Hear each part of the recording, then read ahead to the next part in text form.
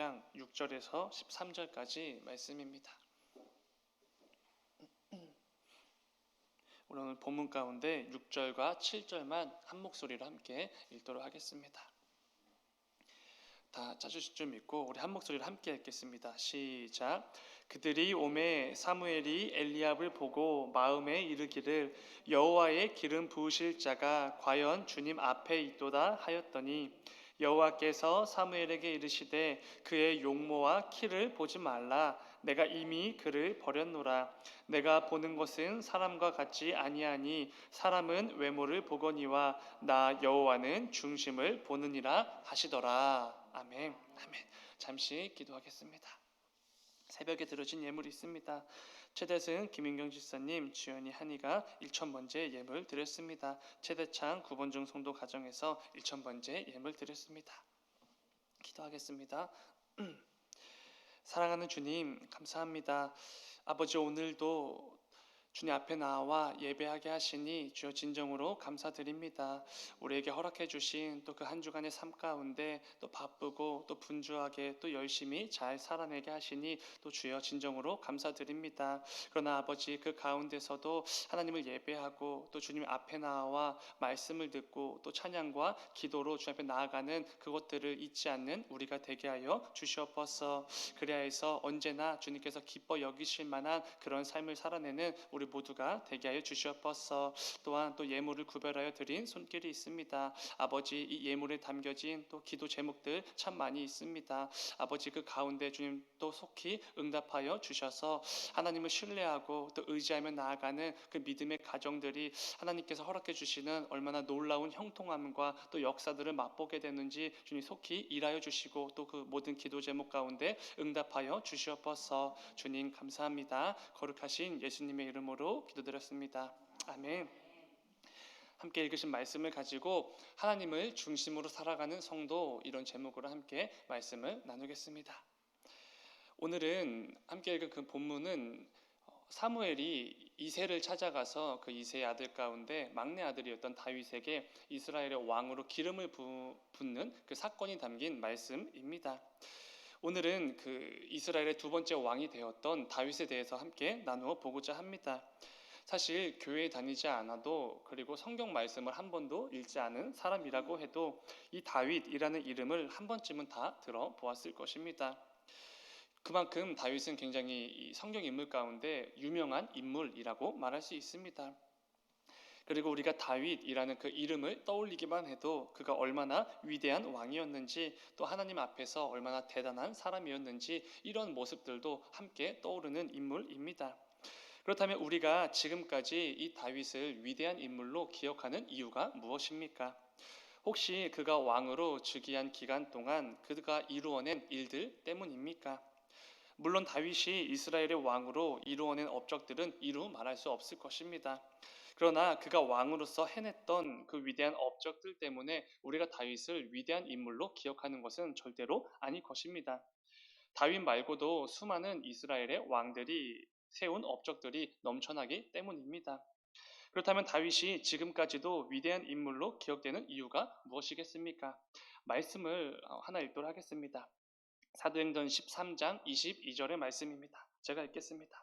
패하시고 다윗을 왕으로 세우시고 증언하여 이르시되 내가 이새의 아들 다윗을 만나니 내 마음에 맞는 사람이라 내 뜻을 다 이루리라 하시더니. 아멘. 다윗은 하나님께 이런 평가를 받은 사람입니다. 다윗은 내 마음에 꼭 맞는 사람이다. 우리에게 익숙한 표현으로는 하나님 마음에 합한 자라는 말입니다. 우리가 전에 가지고 있었던 개역 한글 성경에는 다윗은 내 마음에 합한 사람이었다, 이렇게 번역되어져 있습니다. 그렇습니다. 다윗이 위대한 이유는 그가 이루어낸 그 수많은 업적들 때문이 아닙니다. 그에게 있었던 어떤 무언가로 인함이 절대로 아니지요. 오히려 그가 하나님 마음에 합한 자였다라는 평가를 받은 사람이기 때문에 우리가 다윗을 위대한 인물로 여기는 것입니다. 이 새벽에는 그 다윗에 대해서 함께 좀 나누어 보려고 합니다. 이를 통하여서 그 다윗과는 이렇게 대조가 되는 사울의 모습을 함께 살펴보면서 하나님께서 우리에게 원하시는 삶이 무엇인지를 함께 나누어 보도록 하겠습니다. 그런데 여러분, 하나님께서 다윗을 내 마음에 맞는 사람이다 이렇게 말씀해 주셨는데, 그렇다면 하나님 마음에 맞다라는 것은 어떤 의미입니까? 저는 이렇게 묵상했습니다. 다윗이 하나님 마음에 합했다라는 것은 다윗의 마음 그 중심에 언제나 하나님이 있었다 이런 것입니다. 언제나 하나님 중심으로 생각하고 말하고 행동하고 판단하는 사람이었기 때문에 하나님께서 다윗을 향해 내 마음에 맞는 자 이렇게 평가해 주시지 않았겠습니까? 오늘 본문 7절을 다시 보면은 하나님이 어떤 분이신지를 이렇게 말씀해 주십니다. 본문 7절입니다. 여호와께서 사무엘에게 이르시되 그의 용모와 키를 보지 말라. 내가 이미 그를 버렸노라. 내가 보는 것은 사람과 같지 아니하니 사람은 외모를 보거니와 나 여호와는 중심을 보느니라 하시더라. 아멘. 사람은 외모를 보지만 하나님은 사람의 중심을 본다. 이렇게 말씀해 주십니다. 우리 사람은 연약해서 눈에 보이는 것에 굉장히 약합니다. 그리고 굉장히 예민하게 반응하기도 합니다. 사무엘 선지자 역시도 사람의 기준으로 사람을 평가했습니다. 그러나 하나님은 오직 그 사람의 중심을 통해 그 사람을 평가한다. 이렇게 말씀해 주셨습니다. 중요한 것은 사람을 보실 때 오직 그 사람의 중심을 보시는 하나님께서 이전에 왕을 패하신 후 택하시고 왕으로 새롭게 세우신 사람, 그게 바로 다윗이라는 것입니다. 그의 중심에 무엇이 있었기에 하나님께서 그의 중심을 보시고 택하셨는가, 이 부분이 정말 중요할 것입니다. 당연히 그 중심에는 하나님이 계셨겠지요. 그리고 또 하나 중요한 사실은 사람의 중심을 보시는 하나님께 버림을 받은 사람이 있다는 것입니다. 누구지요? 바로 사울 왕입니다. 뒤에서 자세히 살펴보겠지만 사울의 삶의 그 중심에는 분명 하나님이 있지 않았던 것 같습니다. 하나님 외에 다른 것으로 가득한 삶이었지요. 결국 하나님께서 다윗을 내 마음에 맞는 자, 합한 자 이렇게 말씀하신 것은 다윗은 늘 하나님 중심으로 살았고 사울은 그렇게 하지 못했기 때문일 것입니다. 여러분, 오늘 말씀을 통해 이 부분을 함께 점검해 보면 좋을 것 같습니다. 요즘 나의 삶은 하나님 마음에 맞는 삶입니까? 언제 어디서나 누구와 있든지 늘 하나님 중심으로 말하고 행동하고 판단하며 살아가고 계십니까? 우리는 내 삶이 하나님께 합한 성도의 삶인지 반드시 점검해 볼 수 있어야 할 것입니다. 앞서 읽었던 사도행전 13장을 다시 보면은 그 앞에 절과 같이 읽어보면은 그 내용이 이렇습니다. 13장 21절과 22절입니다. 그 후에 그들이 왕을 구하거늘 하나님이 베냐민 지파 사람 기스의 아들 사울을 40년간 주셨다가 패하시고 다윗을 왕으로 세우시고 증언하여 이르시되 내가 이새의 아들 다윗을 만나니 내 마음에 맞는 사람이라 내 뜻을 다 이루리라 하시더니, 우리가 잘 아는 것처럼 사사시대가 끝나가면서 이스라엘 백성들이 하나님께 왕을 요구합니다. 세상과 똑같은 왕을 달라고 요구한 것이지요. 참된 왕이신 하나님을 버리고 하나님을 향하여서 반역을 일삼은 것입니다. 그러나 하나님께서는 그들의 요구대로 왕을 허락해 주셨습니다. 그게 바로 이스라엘의 첫 번째 왕 사울입니다. 그러나 방금 읽은 말씀과 같이 사울 왕은 하나님께 왕의 직위를 박탈당하게 됩니다. 그가 맡게 될 일정 기간이 전부 다 이렇게 끝이 나서 왕의 자리에서 아름답게 은퇴한 것이 아닙니다. 하나님께서 패하셨습니다. 강제로 그를 왕의 자리에서 끌어내신 것이지요. 그렇다면 하나님께서 왜 그렇게 하셨겠습니까? 다른 이유가 아닙니다. 사울 왕의 중심에는 하나님이 아니라 다른 것으로 가득했기 때문입니다. 사실 사울도 처음에는 하나님 보시기에 합한 자였을지도 모르겠습니다. 그렇기에 이스라엘의 초대 왕이라는 이 중요한 직책을 맡기셨던 것이지요. 그런데 그 어느 순간 이 사울 왕이 밑바닥을 치기 시작한 것입니다. 언제부터 밑바닥을 치기 시작합니까? 아마도 사무엘을 대신해 자신이 직접 하나님께 나아가 제사를 드렸던 그 순간부터일 것입니다. 그때 당시의 상황을 보면은 사울 왕의 입장이 어느 정도 이해가 가는 것 같기도 합니다. 블레셋의 대군이 병거를 이끌고 또 마병을 이끌고 이스라엘로 진격하고 있는 그런 상황입니다. 그렇기에 이스라엘은 얼른 하나님께 제사를 통해 은혜를 구하고 전투할 준비를 해야만 했습니다. 그런데 문제가 무엇입니까? 제사를 드려줄 사무엘이 오질 않는 것입니다. 말씀에 의하면 정한 기간이 다 되었는데도 오지 않았다, 이렇게 말을 합니다. 그래서 조급했던 사울은 자신이 직접 하나님께 제사를 드리게 되지요. 물론 사울은 왕으로서 해야 될 일을 했을지도 모릅니다. 제사를 통해 얼른 하나님께 은혜를 구하고 이스라엘 군대에게 한 종교적인 평안을 주려고 했던 것일지도 모르지요. 그러나 이것은 어디까지나 인간 기준의 판단이었습니다. 하나님 중심으로 생각한 게 절대로 아니었습니다. 이스라엘 백성들은 이스라엘 민족은 다른 이방 민족과 똑같이 세상의 방법으로 세상의 방식으로 통치되는 나라가 아니었습니다. 오직 왕이신 하나님에 의해서 그분의 말씀을 통해 통치되는 나라입니다. 그런데 사울은 이 급박한 상황 가운데 감히 하나님의 말씀을 범하였고 자신이 직접 제사를 드린 것입니다. 이때 사울의 마음의 중심에는 무엇이 있었겠습니까? 적어도 하나님이 있었던 건 아닌 것 같습니다. 아마도 계속해서 나와서 불평을 불평과 불만을 내뱉는 백성들이 가득했겠지요. 눈앞의 상황으로 가득했고 인간의 기준과 판단으로 그 중심이 가득했을 것입니다. 그리고 그때 당시의 말씀을 보면은 이렇게 기록되어져 있습니다. 사무엘상 13장 9절과 10절입니다. 사울이 이르되 번제와 화목 제물을 이리로 가져오라 하여 번제를 드렸더니 번제 드리기를 마치자 사무엘이 온지라 사울이 나가 맞으며 문안하매 사울 왕이 번제를 마치자마자 사무엘이 도착했다 이렇게 말을 합니다. 그렇습니다. 사무엘은 약속한 기한보다 늦지 않았습니다. 오히려 그 기한에 맞춰서 온 것이지요.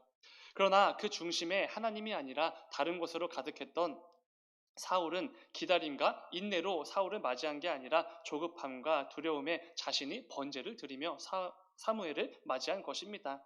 그 중심에 하나님이 계셨다면 절대로 하지 않았을 일입니다. 또한 이후에 이 사울의 삶을 살펴보면은 계속해서 엉터리 같은 삶을 살게 됩니다. 아말렉 족속과 전쟁을 치를 때 모든 것을 분명하게 진멸하라 이렇게 하나님께서 명령해 주셨는데 그 하나님 말씀에 불순종합니다. 아말렉의 왕 아각과 가장 좋은 짐승들을 살려서 전리품으로 취한 것입니다. 이건 역시 사울의 중심에 하나님이 안 계시는구나라는 게 분명히 드러나는 대목입니다. 하나님의 뜻과 말씀에 따라 이스라엘 백성들을 다스리고 통치해야 될 그 사울이 감히 하나님의 뜻을 거역하며 하나님 말씀에 불순종한 것입니다. 그의 중심에 하나님이 계셨다면 절대로 하지 않았을 일입니다.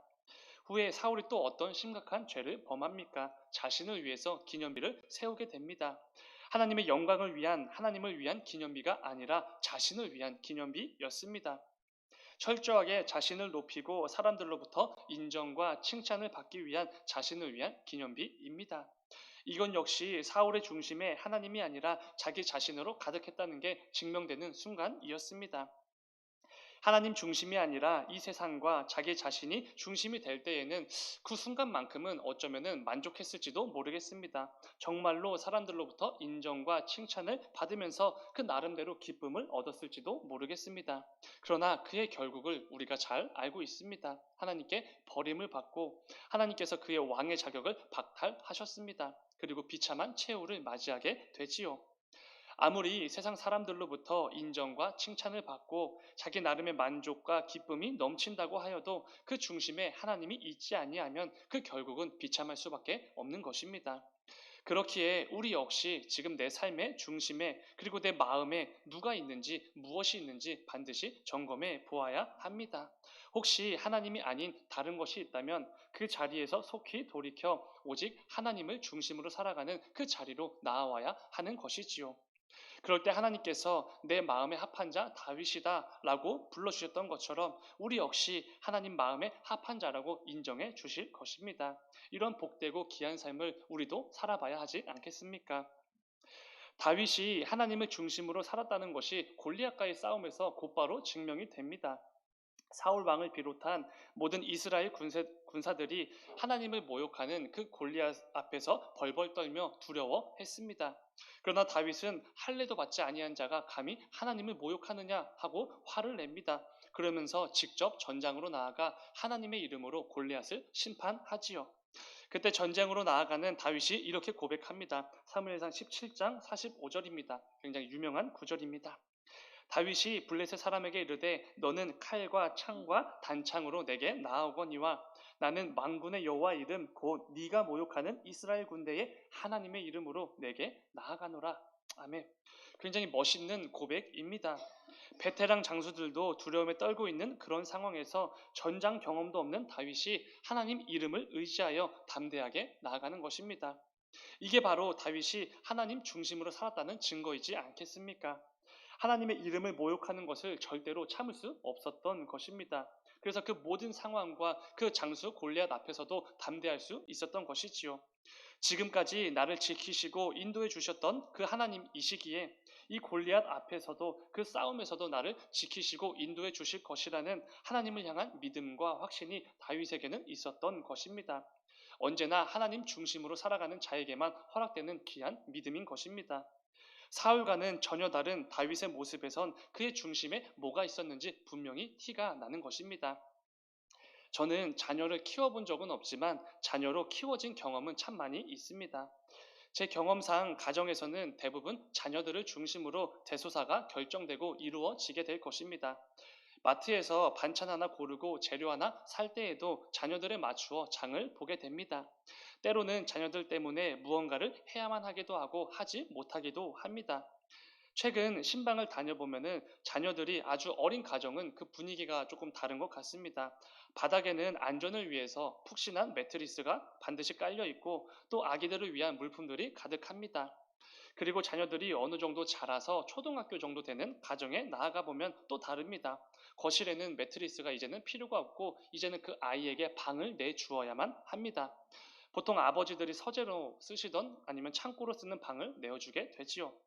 그러다 자녀들이 사춘기가 되면은 그냥 왠지 집안 분위기가 다 함께 냉랭해지기도 합니다. 그리고 수능이 임박하면 대부분의 가족 행사가 취소되기도 하고 온 가족이 수험생 자녀를 최대한 건들지 않기 위해 애를 쓰기도 합니다. 이처럼 자녀들을 중심으로 돌아가는 가정은 당연히 티가 날 수밖에 없습니다. 지금 이 가정의 대소사가 누구를 중심으로 돌아가는지 알 수가 있는 것이지요. 왜 그렇겠습니까? 언제나 자녀들 입장에서 생각하고 말하고 행동하기 때문입니다. 그렇다면 우리 역시 하나님 중심으로 살아가는 성도라면 그 삶에서 당연히 티가 나야 하지 않겠습니까? 사울의 삶은 누가 봐도 하나님 중심으로 살지 않는 티가 났습니다. 그렇다면 당연히 그 반대로 하나님 중심으로 살 때에도 그 티가 나지 않겠습니까? 말 한마디를 내뱉더라도 다를 것입니다. 하나님의 살아계심을 분명히 믿는 자처럼 말하기 때문입니다. 행동 하나를 하더라도 다를 것입니다. 하나님께서 기뻐하시는 것이 무엇인지 늘 마음에 품고 나아가는 사람이기 때문입니다. 또한 어떤 선택이나 판단을 할 때에도 내가 의지하고 신뢰하는 분이 오직 하나님이시기에 이것들이 마음껏 드러날 수밖에 없는 것입니다. 말 그대로 하나님 중심으로 그 삶이 이루어져 가는 것이지요. 사랑하는 여러분, 중심을 보시는 하나님께서 우리의 삶을 보시면서 네가 나의 마음에 꼭 맞는 그런 삶을 사는구나 이런 평가를 받는 귀한 삶을 살게 되기를 간절히 소망합니다. 이를 통해 언제나 하나님 중심으로 살아가며 늘 하나님께 영광을 돌리며 그분께 기쁨이 되는 삶을 살아가는 우리 모두가 되기를 주님의 이름으로 축원을 드립니다. 잠시 기도하겠습니다. 사랑하는 주님, 감사합니다. 아버지, 오늘도 또 하루의 삶으로 나아가기 전에 주의 말씀으로 먼저 우리의 삶을 점검하며 나아가게 하시니 주여 진정으로 감사드립니다. 아버지, 다윗이 언제나 하나님 중심으로 살아갔던 것처럼 우리 역시 그렇게 살기를 원합니다. 그래서 그 삶을 통하여서 하나님께서 너의 삶이 정말 나의 마음에 꼭 맞는 그런 삶이구나 이러면서 기쁨으로 우리를 불러주시는 그 놀라운 영광과 복된 삶을 살아가는 우리 모두가 되게 하여 주시옵소서. 주님 감사합니다. 거룩하신 예수님의 이름으로 기도드렸습니다. 아멘. 너희는 이렇게 기도하라. 하늘에 계신 우리 아버지, 아버지의 이름을 거룩하게 하시며 아버지의 나라가 오게 하시며 아버지의 뜻이 하늘에서와 같이 땅에서도 이루어지게 하소서. 오늘 우리에게 일용할 양식을 주시고 우리가 우리에게 잘못한 사람을 용서해 준 것 같이 우리 죄를 용서해 주시고 우리를 시험에 빠지지 않게 하시고 악에서 구하소서. 나라와 권능과 영광이 아버지의 것입니다. 아멘, 아멘. 주님, 주여, 사랑하는 주님, 감사합니다. 아버지, 오늘도 주님 앞에 나와 주의 말씀을 듣게 하시니 주의 진정으로 감사드립니다. 아버지, 오늘 말씀을 통하여서 또 우리의 삶을 먼저 점검하며 또 삶의 자리로 나아가기를 원합니다. 아버지, 사울은 이 사람들로부터 인정과 아버지 칭찬과 존경을 받고 또 그 자기 나름대로의 만족과 기쁨을 얻었지만 결국 하나님께 버림을 받았습니다. 그의